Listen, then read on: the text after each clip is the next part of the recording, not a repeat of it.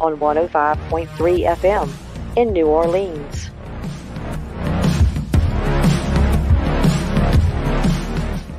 This show's entrance has been edited, produced, and directed by Gwen Clapper from Perfect Trust Productions, LLC. You can find us at perfecttrustproductions.com.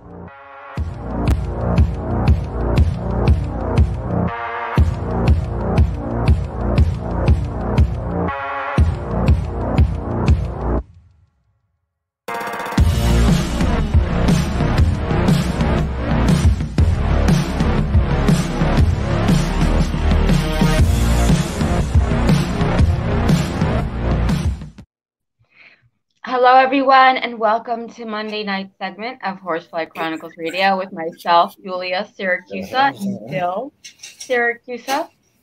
We're broadcasting live from the International Public Radio and the United Paranormal Radio Network on 105.3 FM from New Orleans. This evening's show is fully sponsored by Carnation, so we want to thank them for their sponsorship. You'll have to do a few things in order to participate. Go over to the YouTube channel, UFO Paranormal Radio, International Public Radio.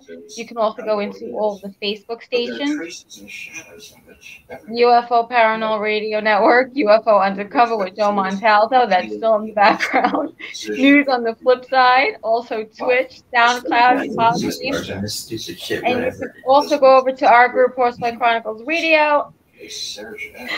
I suggest that we immediately bring this matter to the attention of the municipal inspector. Today, I want to welcome our very special guest. Calling about your recent visit. I have to try to get him out of there. I'm sorry. We are having technical difficulties. Please stand by. Our producer forgot to shut his microphone We off. would appreciate feedback about your recent visit at LCMC Healthy Jefferson GI Endoscopy on October 10th. This never There are happened. only a few brief questions. Okay, so sorry about that. So tonight, guys, please welcome to the show Miss Rosemary Thornton. For 20 years, Rose enjoyed a national reputation as an expert on old houses, the author of 10 books.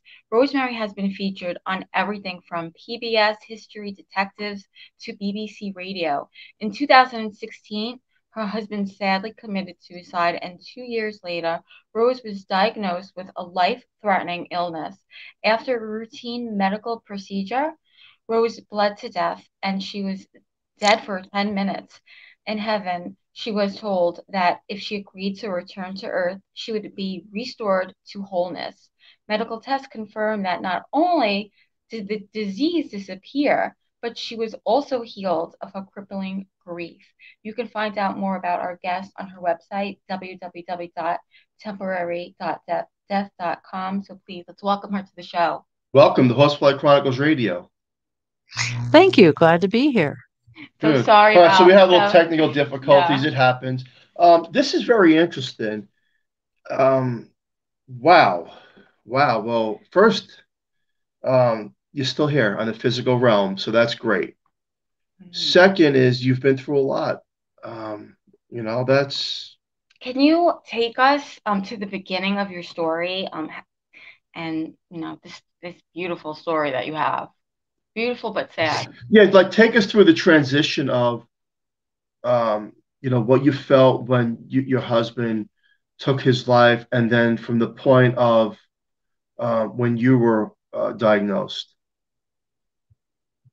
Okay, I will try to do that as succinctly as possible. You mentioned my 10 books. The 10th one is actually about this experience. And writing that book was a great blessing because it enabled me to put the story on paper. And that just helps tell the story as well. I had an editor. I've been writing for a long time. I had an editor years ago, and she said, you're too prosaic, too loquacious. She said, think of every word as if it cost you $1 and spend them with great care. So I'll try to be as succinct as possible. So I had met this man in my mid-40s, and I thought he was the love of my life. In fact, I was quite certain of it. He was handsome. He was sophisticated. He was educated. He was erudite. He was brilliant and fun, had a great sense of humor. and interesting and well-traveled. He was self-defined as a bon vivant, and he seemed to enjoy his life. There were times in our life together when I suffered depression, and my husband would tell me, he would say, "We have a good life," and he was right. We did. I've been a writer for 30 some years. I'm creative. My superpower is ruminating and overthinking everything. So I've always been a very sensitive soul and, typical creative type. So there was no warning. There was no advance notice, no hints, no nothing. And he came home for lunch one day and ended his life at our home. And to say it was devastating is an understatement. There's something about trauma that a lot of people don't understand until they experience it. I likened it really more to having a stroke, because I had an expansive vocabulary from 30 years as a writer. I'd written 9 books at this point. I'd been a newspaper reporter for a few years. I'd written for websites, magazines, newspapers, everything. And after this experience, I lost the ability to read. I could still read words on the page, but I couldn't comprehend what they meant. I could read red and shoe and wall, but I didn't know how to put words together. And then the other thing that I noticed was I lost my fine and gross motor skills. My writing, which had previously been quite perfect and tidy, suddenly looked like the scribblings of a very elderly person. And had a lot of accidents, tripping, falling, a couple car accidents. So it really is more like having had a stroke. I lost so many words. I had trouble talking, and I had a lot of trouble reading. So it's hard to really imagine the devastation of a trauma of this level, especially for a sensitive soul. I had a very wise friend that said, beyond the usual horrors of a suicide, she said, there's also the fact that you're very, very sensitive. And she was right. That was a big deal. So I had actually, I was unable to care for myself or my dog. I actually gave my dog away. And then I realized, I guess about 3 or 4 weeks later, the dog had seen him do this. My beloved Teddy had seen him do this and tried to lick him back to life. So she was as traumatized as any of us. And I had given the dog to my daughter, and fortunately she let me take the dog back. But I was unable to care for myself, and a couple people stepped into my life who took care of me. And I lost a tremendous amount of weight. I just wasn't able to eat. And I didn't care about eating. I had a financial advisor sit me down, trying to be helpful. Everyone wants to help poor Rosemary, and she's trying to be helpful. And she said, "So, Rosemary, where do you see yourself in 2 years?" And I said, "Oh, I'll be dead. I'm not going to survive this. There's no way I can survive this." And it wasn't some self-pitying statement. It was a statement of fact. I could not imagine. And I had 3 prayers I prayed every night without fail, very faithfully. Every night I asked God, either heal me or let me die, because I was living in hell. In Psalms it says, if I make my bed in hell, behold, thou art there. I hadn't just made my bed in hell. I had set up housekeeping. I figured I would just live the rest of my life in these hellish circumstances. And my second prayer was, I can't handle any more decisions. I had severe decision fatigue.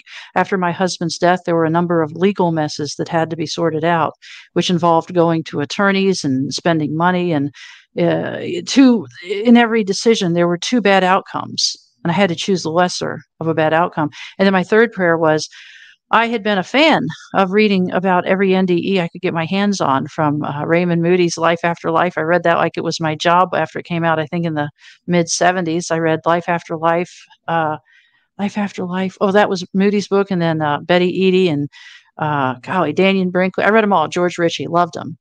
So I asked God, my third prayer was, when I die, spare me the life review. I had recurring nightmares. My husband had used a gun. And I had recurring nightmares that I reached him just as he pulled the trigger. And then I had nightmares that I got to him before and begged him not to do it, and he did it anyway. The nightmares were endless. That's the downside of a creative mind, is you see things again and again. And I saw him in my sleep to a point I almost hated to go to sleep. So I asked God, I said, look, when my prayer was, when I die, spare me the life review. I had been through this every night. It wasn't just that he did it. I went through this every night in my sleep. And so those were my 3 prayers. And so I actually, I was pretty much a mess, and everybody knew I was a mess. This man really was the love of my life. My life had not been an easy one. And I thought that now, now there'd be peace. We had some financial stability. We enjoyed each other. We'd go to bed every night early just so we could read books to each other. I mean, we were a pair of nerds that had found each other, and it was awfully enjoyable to just lay in bed at night and read our favorite books to each other. And we were mainly big history buffs. We did tours of museums. We did all kinds of thematic tours. We went through the steam train museums, and then we went to the Confederate museums, and we were so alike each other in that way. So I realized I could not face life anymore, and I had a plan for how to end my own life. And it was very detailed. An aside, people talk about suicide prevention. I think September is Suicide Prevention Month. And that's a real hot button with me, because this idea that we can stop people from killing themselves, it just doesn't apply in a lot of cases. And what it does, it heaps on the survivor guilt. Coulda, woulda, shoulda. Maybe I could have stopped this. I was his wife. In fact, I went to a suicide survivors, what do you call it, a support group. And there was a woman there who was, I guess, about my age, and her son had ended his life. And she said to the group, I know my son would still be alive if he hadn't married that woman. And that was it for me. And that's very common. And suicide survivors, as we're known, those of us who have survived the suicide of a close loved one, are 12 to 48 times more likely to end our own life than the general population. So now we have a known risk group. If you want to talk about suicide prevention, we need to help those people, because I'm in a suicide survivors group on social media. And in that group of, I think it's about, at the time it's about 1,000 women, we had 3 women who ended their own lives.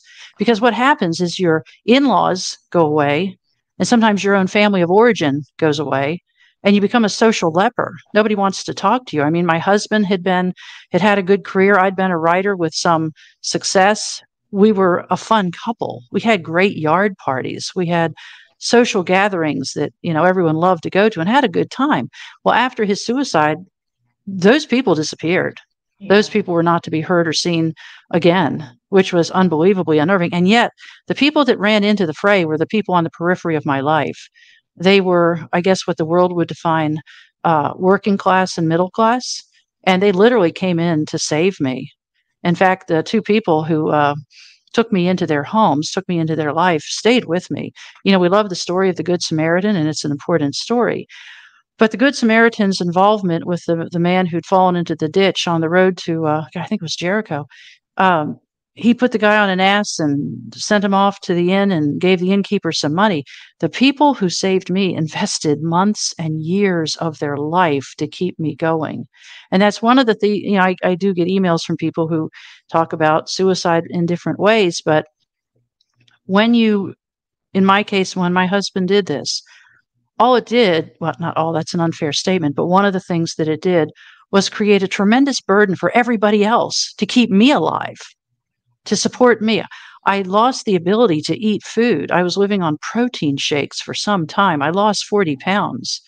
So yeah, it'll mess you up really bad. And the people who try to be helpful, I guess, they come and say, oh, you're so strong. You're so strong. Yeah. You're so strong.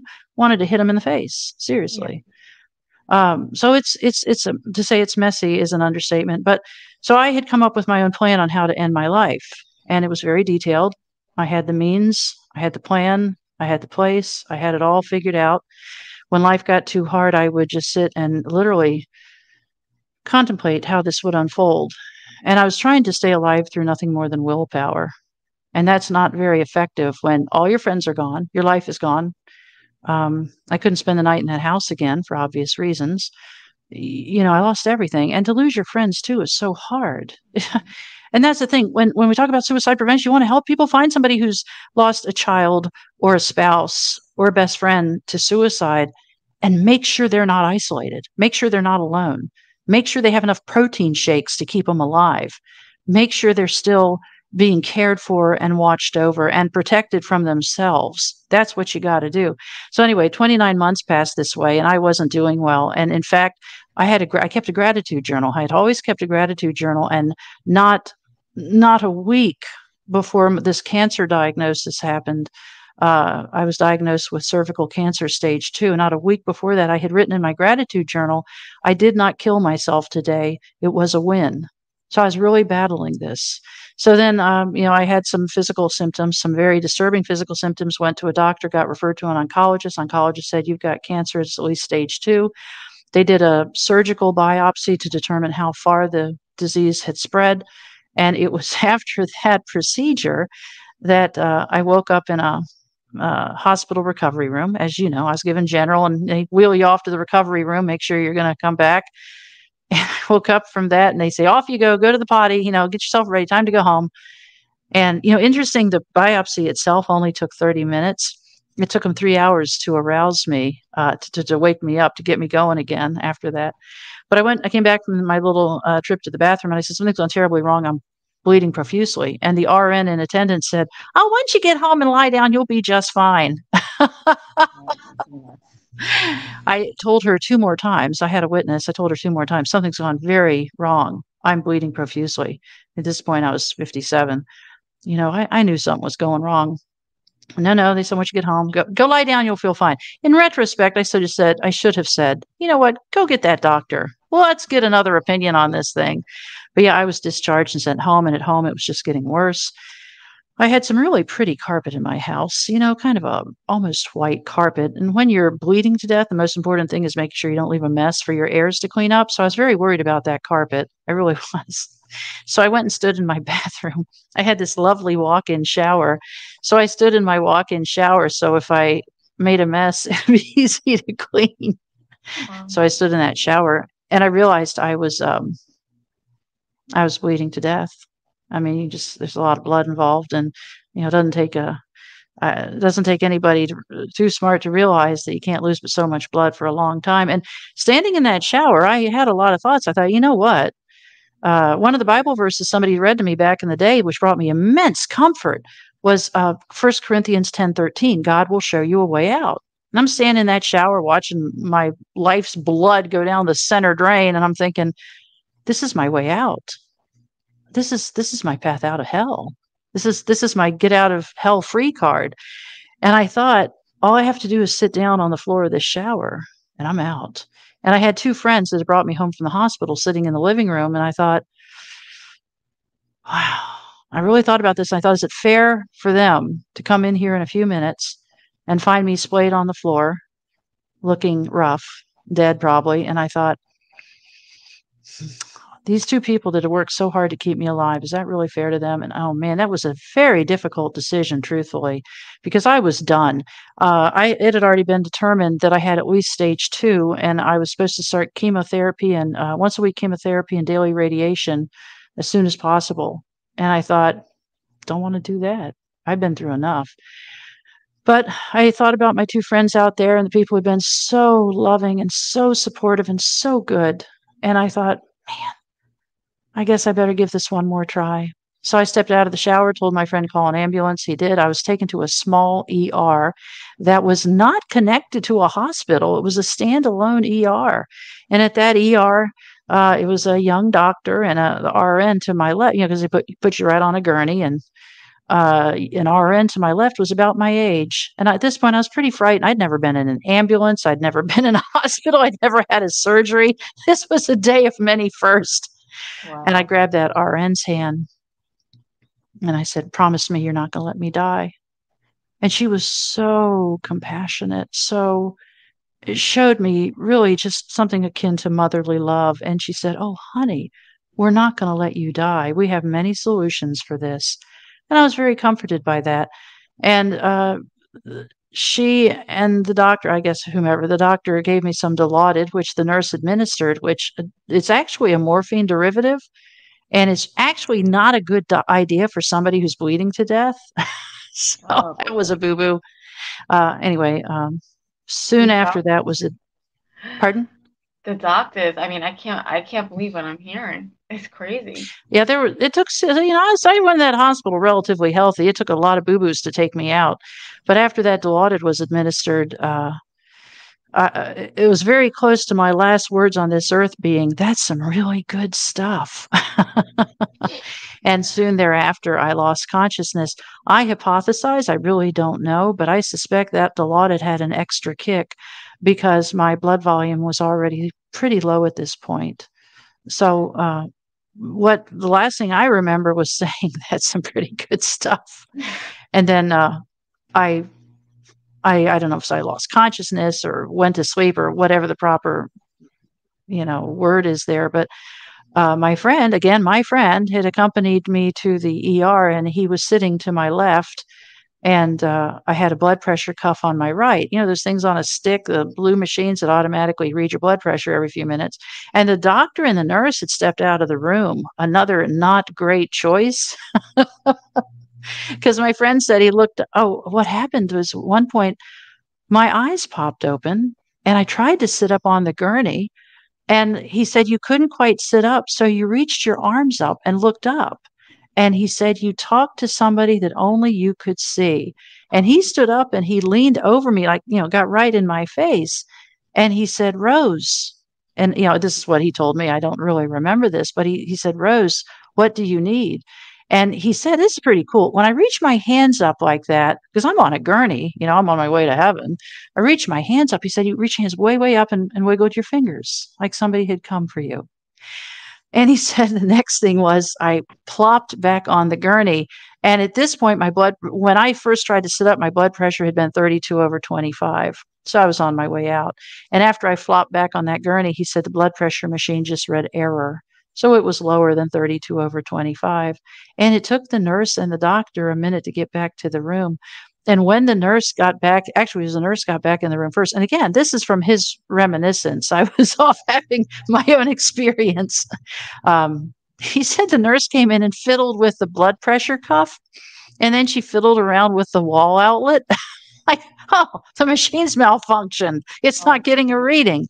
And then he said she did it's called a sternal rub, where they take their fingers and rub them over your sternum. The idea is it's supposed to elicit a pain response. And if you don't stir, it means you've gone.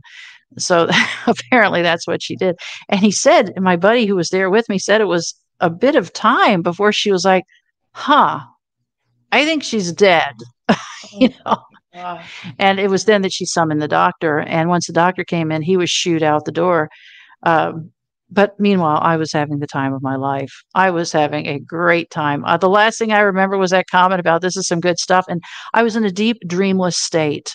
And my next memory was being awakened from this deep, dreamless state and being catapulted out of my body. And I mean catapulted. It was very dramatic, surprisingly dramatic. It was right up to the cusp of being alarming or jarring, but it wasn't. It was just this good time. And it was as though there was a silvery, sinewy cord from the crown of my head to the bottom of my feet.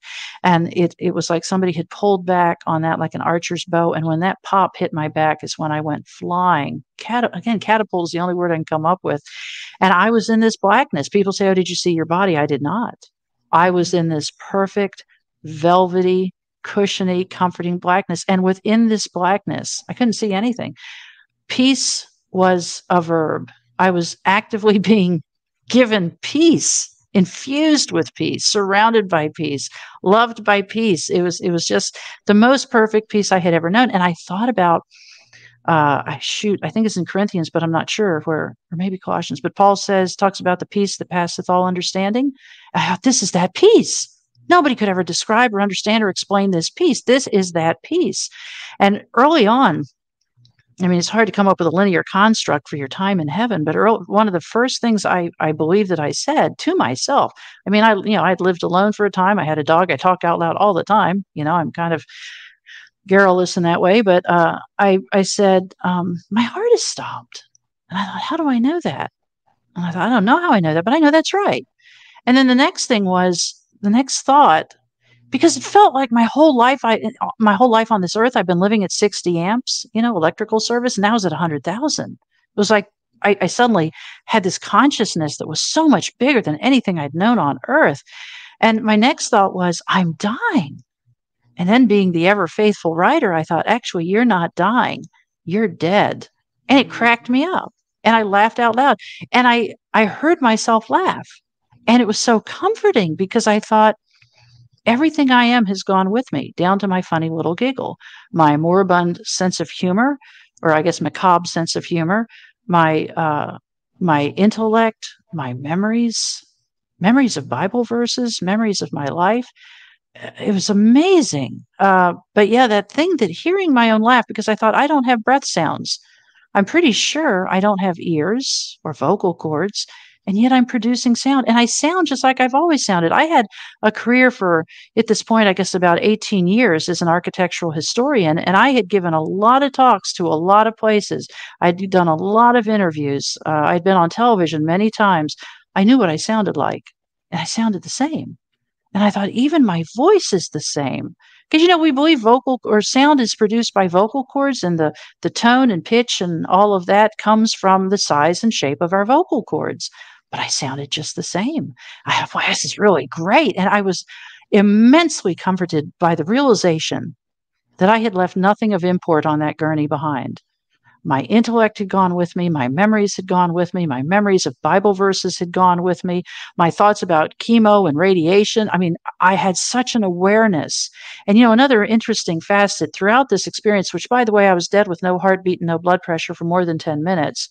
And the reason that matters, when somebody dies from bleeding to death, you cannot do CPR, because if you do, you just push out more blood. So my brain was without any oxygenation for more than 10 minutes, which is pretty interesting. And yet I came back with an upgrade. So, mind-boggling. Yeah, it's a pretty big deal. So, but I remembered thinking, that chemo and radiation, I don't have to worry about that anymore. But one of the things that happened was, throughout this experience, I heard somebody yelling Rosemary very loudly, very in an agitated way, very almost aggressively, like panic, I guess is the best way to describe it. And it was like she was behind me. But the more I floated away, the quieter and quieter the voice got. And it was so interesting that screaming Rosemary over and over again was akin to the noise that an alarm clock makes when you just want to sleep longer. It was almost annoying. It was almost just like a little bit of irritation. And what's so interesting is, if you're in a crowd and somebody screams your name, you can't help but spin your head around and see what's going on. And for a while, I wondered about this. Why didn't I at least turn around when I heard my name being yelled? And I realized it's because I was no longer Rosemary. That persona, by the way, persona comes from the Latin word for mask. That persona was gone. That was earthly. And I actually just read a story, or my daughter shared a story with me about a paramedic who was first on the scene trying to revive a man who'd been dead for a few minutes. And she said, "Your children need you." And that in this experience, floating away from his body, he realized, oh my gosh, I'm not even thinking about my children. My children need me. And that's what brought him back. So calling a name is not a good idea. And I think emergency first responders are learning that. Mm-hmm. Don't scream a name. Scream something like your children need you. So one of the things that happened very early on is I remember thinking, it seems like everything I am has come with me. What did I leave behind on that gurney? And I thought fear, worry, woe, panic, anxiety, PTSD, everything negative and sad and depressing was what I left behind. And I thought to myself, being a lifelong writer and a lifelong nervous person, I thought I've always wondered what I would look like without those negative elements. And I thought, this is great. This is really fun. This is just remarkable. And again, one of the early things that happened, I felt a massive spiritual presence to my left, slightly behind me, and very tall. And I turned my head to the left and I looked up, pretty interested by the fact that I seemed to have something of a humanesque form. Even in this spiritual experience, I turned my head to the left to look over my left shoulder. And I said, with great joy and a lilt in my voice, I said, "And who are you?" And I still couldn't see anything. I'm still in this peace-producing blackness. And the answer, again, before I could even get the words out, the answer was immediate.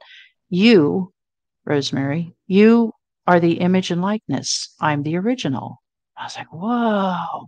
That's Genesis 1:26 and 27. We're made in the image and likeness of God. And what's so cool about that is that had always been one of my favorite Bible verses. And I didn't really know what it meant to be made in the image and likeness of God. And now, not a day, this happened 4 years ago, not a day of my life passes that I don't think about the original. I just, it's just so cool to think about an original. So this went on and on and on. I'll try to keep it as brief as I can, but it went on for some time. And at one point, I recognized that I had been in this experience before, in this blackness floating.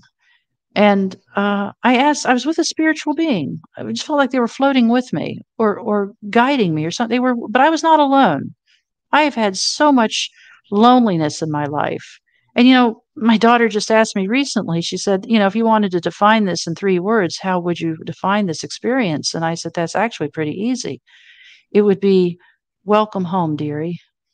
It just felt like I was with my people, All my life I've been the nerd, the weird kid, the oddball. And I felt just surrounded by the people that I love. Wow. So in this experience, I asked the person, the being with me, I said, this feels very familiar.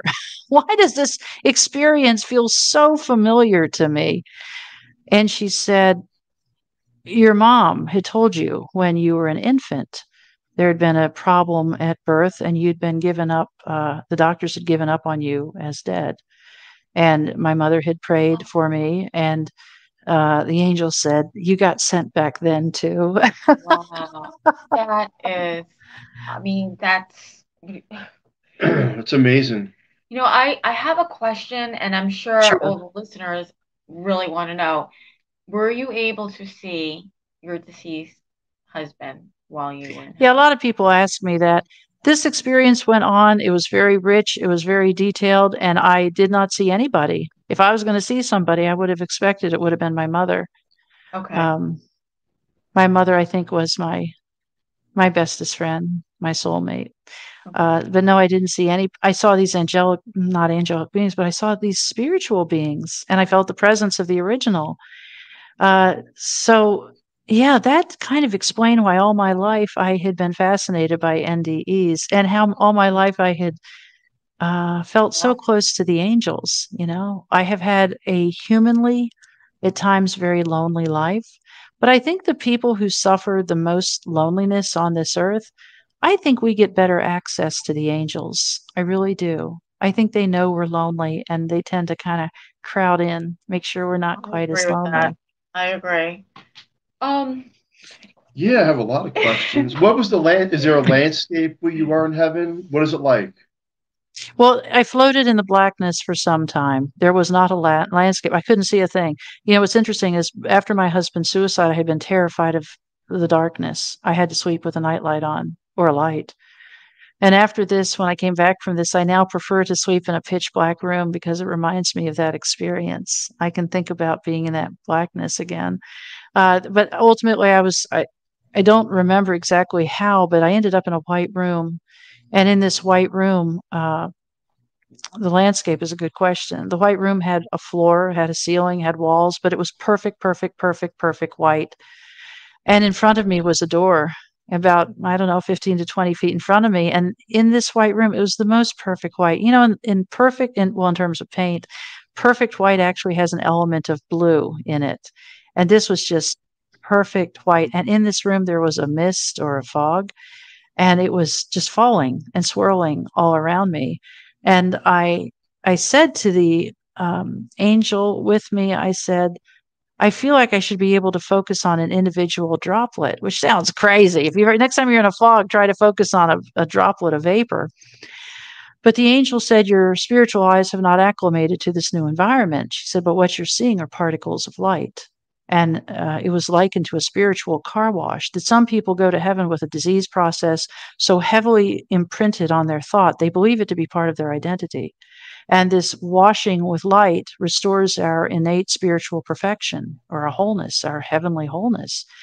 And it was also explained to me, and it wasn't explained. I don't really know the words for this, but when I saw this room, I saw this door in front of me, and I knew what that door was from reading about all these NDEs. I knew that door meant we were done. I'd be crossing the Rubicon, and we were done. I couldn't wait to get to that door. And I wish I'd looked at my feet, but I remember thinking, I don't know if I have feet or legs, but I know I can get with intent. If I can move with intention to that door. I couldn't wait to get to that door.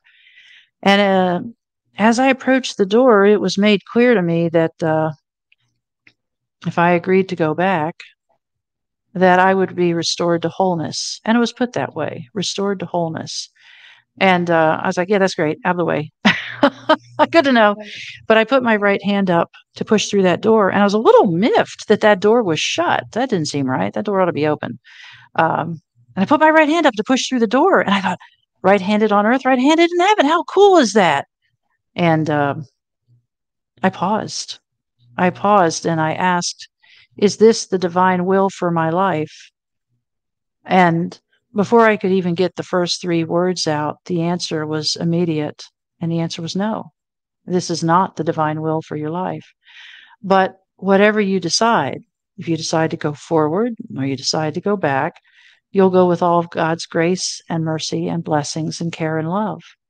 And I thought, I'll take that deal. And interestingly, and aside, that was the answer to my second prayer about decision fatigue. I was told there are no wrong decisions.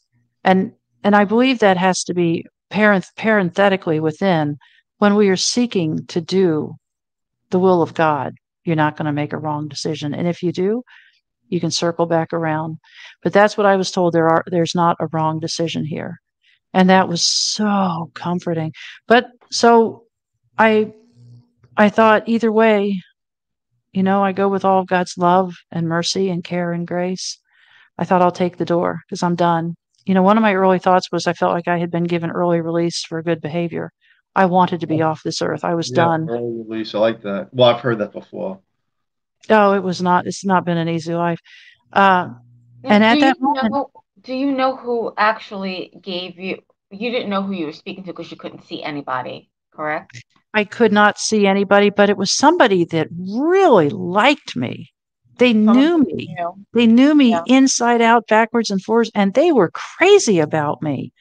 That's when I say, dearie, welcome home, dearie. It felt like this person had known me for eternity. Yeah. And loved me and cherished me and just thought I was the greatest thing in the world. It just was so comforting. And you don't ever want to leave that. But so at the door, I put my right hand up to push through because I was like, all right, I know the deal. Either way, I'm ritually blessed. Got it. And at that moment, I had a vision of that nurse. And it was more than a vision. It felt like I had been granted an opportunity to be a silent visitor in a room. And I was observing her, and she was sitting in a hospital supply room on a little metal stool, leaning forward, head in her hands, and sobbing uncontrollably. And I observed this. I was watching this, and she said through tears, I promised that woman I wasn't going to let her die, and I've lost her. And I thought, oh, come on. Don't do this to me. And I thought, you know what? She's my age. She's lost patience. She'll get over it. I mean, yeah, it's so sad. Too bad. She'll get over it. And then the next thing was I didn't just see her. I felt her grief. It was like for a moment, I felt the grief she was feeling. And I recognized that deep, inconsolable grief as the grief I had known for those 29 months between my husband's death and my own. And I thought, if I can spare one person that much grief, I got to go back. And I put my right hand back down at my side. And boy, in a millisecond, I was back on that gurney. But this time, there was a lot of action happening in that room. And I'd been moved to a different room. I got an upgrade for my room. But yeah, they had IVs going. I had an oxygen mask on. My friend who had been in the room with me, he told me, oh, that's pretty interesting. He said, when they came in to resuscitate you, try to get you going again, he said, you've heard the expression white as a sheet. He said, he had been a Vietnam era medic. And he said, I have seen corpses that looked better than you. He said, you were white as a sheet and you had blue under your eyes and your lips had turned blue. So I was obviously dead. Mm-hmm. And then I was hospitalized for several days. And there's a lot of elements to the story. After I came back, I sold everything I owned, like my car, all my possessions, my furniture, sold my house, and I moved 1,000 miles due west. I live in the Midwest now, and I just wanted to be around beauty. I love watching plants grow. I mean, I love watching plants grow. You were just different. Everything was different when you came back. Everything. Do you feel like you Yeah, the moved? PS was I was healed of cancer. I guess that's part of the story. Wow. Well, that's amazing. That's beyond amazing. And do It you took feel another like you, biopsy. I had to have another surgical biopsy, and everyone was surprised. But yeah, actually, what the doctor said, because they had to wait a few weeks to do the second surgical and I had to find another doctor. The first doctor was like, they actually put in my medical chart that I had mental illness, so I had to go find another doctor in another part of the state. But she was very kind and good, and she said, yeah, there's not one cell left. And in fact, the quote she gave my friend, your flesh is so pink and pretty and perfect, I wouldn't believe you ever had cancer were it not for all the tests. But what was your question? you moved far away, you sold all your possessions. How did you start your life over? I don't know. I just knew I needed to get rid of everything. I had written 9 books. My books are on history, historical architecture, actually. So I had a lot of stuff, catalogs and ephemera and all kinds of cool stuff. I donated that to a college library, and then I just started selling off my couch, my chairs, my my patio furniture. I mean, I would stand over each item. Like I sold my mom's couch. My mom had been dead for 20 plus years, and I had kept her couch because, what do you do with a couch where you and your mama sat and had long conversations? But I realized I could keep the memories and let go of the physical thing. And I stood over each item or stood near it, and I said a little prayer. I said, God, this item, this couch, this chair has been such a rich blessing in my life. Please bring me the person that needs it. Please send them here. Wow. And may it be a rich blessing for them. And, I put it on a social media marketplace, and man, that stuff went like hotcakes. I moved 1,000 miles due west and moved in. I find that amazing. Oh, you know what? I realized, my life had been hard. And the happiest I had ever been was floating away from my body. And I literally, like the John Lennon song, I had no possessions. And that was the happiest I'd ever been in my whole experience. And so I thought, you know what? That was pure joy. So I don't need this stuff anymore. And it was really liberating. I know us baby boomers have trouble letting go of our stuff. Yeah. Man, I got to tell you, it felt good. Mm-hmm. Were you surprised and shocked that you suddenly were well and cancer-free? The biggest change when I came back, because I was in a hospital bed, I was on total bed rest for 4 days.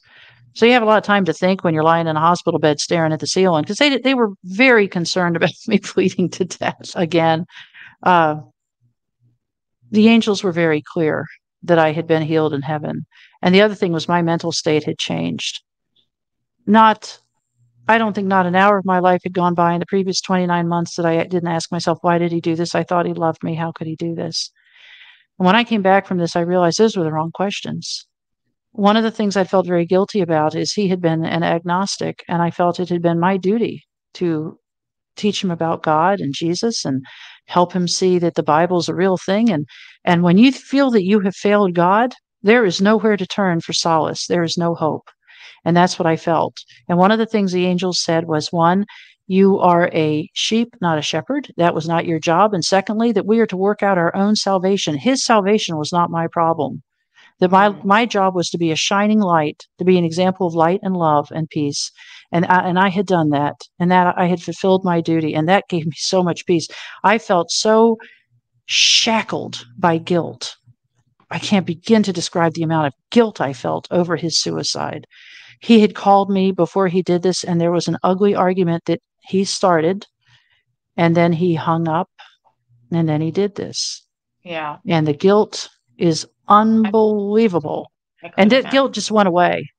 And it, the doctor who did the second biopsy, she was such a good soul. She was pretty nervous about this whole thing because there were a lot of tests that showed, I had this thing. She was as happy as I was that, as she put it, not one cell left. And she took a lot of flesh from a lot of places. So yes, it was good, but I wasn't, I was pretty sure it was gone because I just felt so different. I feel like I'd been set free. I felt like somebody had come and opened the jail cell and said, why are you in here? Come out, look at the sky, look at the grass. It was unbelievable how my mental state changed in the blink of an eye. That's incredible. I know, Phil, you have a question. Yeah, what's your thoughts on, you went through this experience. Do you believe that we are reincarnated? I get asked that a lot.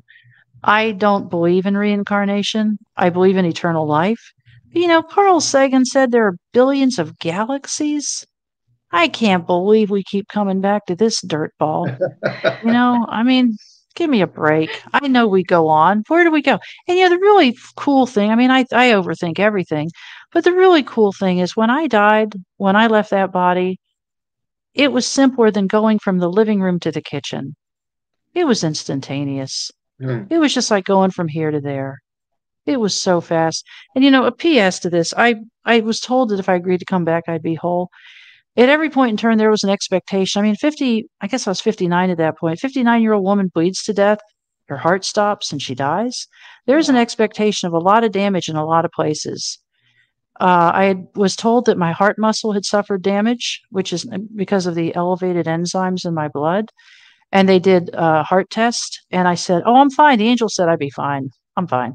Well, the doctor, the next morning would come in and say, "You're a very lucky woman. Your heart is perfectly healthy." So there was a lot of that going on, that there was an expectation of clots too. Apparently when you bleed out, things tend to get sticky. Yeah. And there was none of that. I came back actually in better shape than when I left. I mean, That's amazing that, and you're here to talk about it. to tell your And then you story. tell your story, you have books out, and you're teaching and helping other people along the way, which is great. You said that you had more energy or you had more life when you died. Can you explain that? I had been, you know what a rheostat is? It's like what you have on your dining room light that you can dim the light or turn it way up. It's like I had been living my life on the lowest setting, and now it was turned up super bright. One of the things that happened to me after I came back, I was in that hospital bed, and again, my faithful friends were staying with me. When you're in a kind of semi-conscious state, it's good to have friends around. Make sure they don't come to take you away for a kidney transplant, you know. And so I had my friends with me. Well, every now and then they'd have to step out to go get a burger or something. And when they left, the angels came in, and they didn't come in. They just appeared at the side of my bed, my hospital bed, and they surrounded the bed, the sides and the foot, and they sang me the most beautiful songs. And the songs were so beautiful. And I told the angels, I'm really good at houses. I'm not, that's my specialty, architectural history. I said, I'm not so good at remembering melody and lyrics. I'm not going to be able to remember this. And they said, very precisely, they said, this is not for you to remember. This is for your healing and your peace and your joy. And this is a thank you for agreeing to come back. We know how hard that is. And so they were, that's something I'll remember in eternity. Mm-hmm. Wow, incredible story, experience. Thank you so much. I mean, for sharing that with us. And like you said, you've been on TV, you have books out, and where can people find you and all that good stuff as we're wrapping up the show? My website is temporarydeath.com because I do not like to call this a near-death experience. Near death is when maybe you're in an aircraft and things start to go wrong and then they go right. But yes, my website is temporarydeath.com. And my book is Remembering the Light, How Dying Saved My Life. Okay.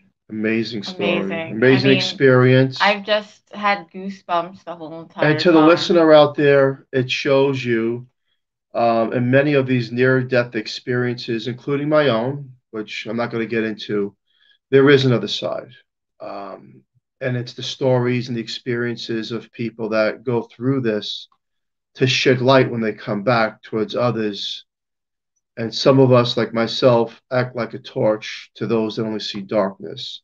And when you Mhm. talked about turning up that dim light, that vibrational energy, which was on a low frequency and then it gets higher, I can definitely relate to that and use that faith, wisdom, and love and trust and push it forward. Thank you so much for coming on Horsefly Chronicles Radio. You've been an Thank you, incredible Rose. guest, an incredible story, and we Beautiful wish you story. well. And Julie, wrap it up. Thank you. Okay, well, special thank you to Carnation for fully sponsoring the show from day one. We love them, and please join us next Monday night on the United Public Radio Network on 105.3 FM from New Orleans. And stay tuned for Trishmo with the missing piece. Everybody Thank have you, a safe, Rosemary. great night. Thank you very much, and Thank we'll you. catch you next week. Have a great night. Thank you. Thank you.